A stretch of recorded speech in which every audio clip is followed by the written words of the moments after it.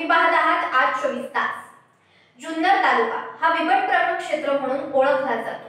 बिबट्याने येथील जनमानसांवर, पाळीव प्राण्यांवर, लहान मुलांवर हल्ले केल्याच्या घटना आजपर्यंत तालुक्यात कित्येकदा घडल्या आहेत। पिंपळवंडी येथील चाळकवाडी, रायकडवाडी, भटकळवाडी या परिसरात बिबट्यांचा वावर मोठ्या प्रमाणात असून या ठिकाणी अनेकदा बिबट्यांचे हल्लेही झालेत। दरम्यान या ठिकाणी 2 नर बिबट्या माद्या त्याचबरोबर 2 बछड्यांचा वावर असल्याचं नागरिकांनी आणि शेतकऱ्यांनी वारंवार पाहिलं असतानाच या ठिकाणी एका बिबट्याचा बछडा हा विहिरीत पडल्याची घटना घडली आहे। पाहूया त्या संदर्भातली ही बातमी। सोमवारी पिंपळवंडी परिसरातील रायकरवाडी येथील सुनील सोनवणे यांच्या शेतातील विहिरीत एक बिबट्याचा बछडा पडल्याची घटना घडली। भक्ष्याच्या शोधात असतानाच हे बिबट्याचं पिल्लू विहिरीत पडलं असावं असा प्राथमिक अंदाज वर्तवला जातोय। सदर घटनेदरम्यान वनविभागाला घटनास्थळी तत्काळ पाचारणही करण्यात आलं। वनविभागाच्या अधिकाऱ्यांनी रेस्क्यू ऑपरेशन करून या बिबट्याला विहिरीतून बाहेर काढण्यात यश संपादन केलं।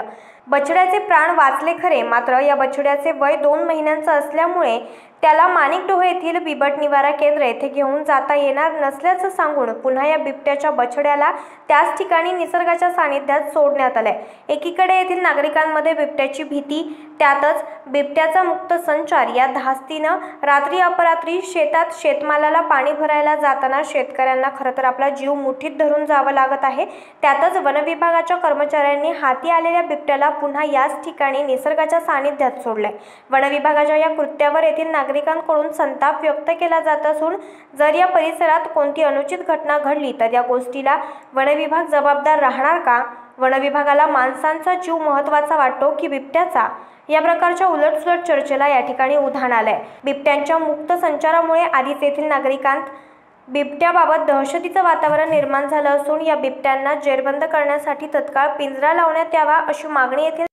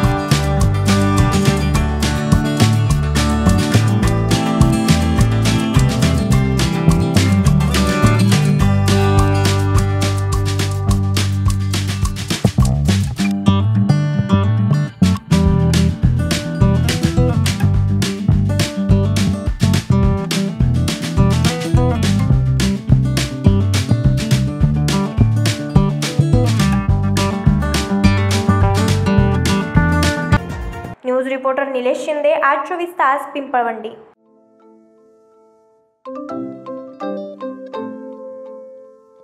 नवनवीन आणि ताज्या घडामोडींसाठी आज 24 तास सबस्क्राइब करा। त्याचबरोबर बेल आयकॉनवर क्लिक करा आणि मिळवा आमच्या बातम्यांच्या नोटिफिकेशन्स। तसेच आज 24 तासची प्रत्येक बातमी आपल्याला कशी वाटली हे कळवा, लाईक करून, कमेंट करून आणि आमच्या बातम्या शेअर सुद्धा करा।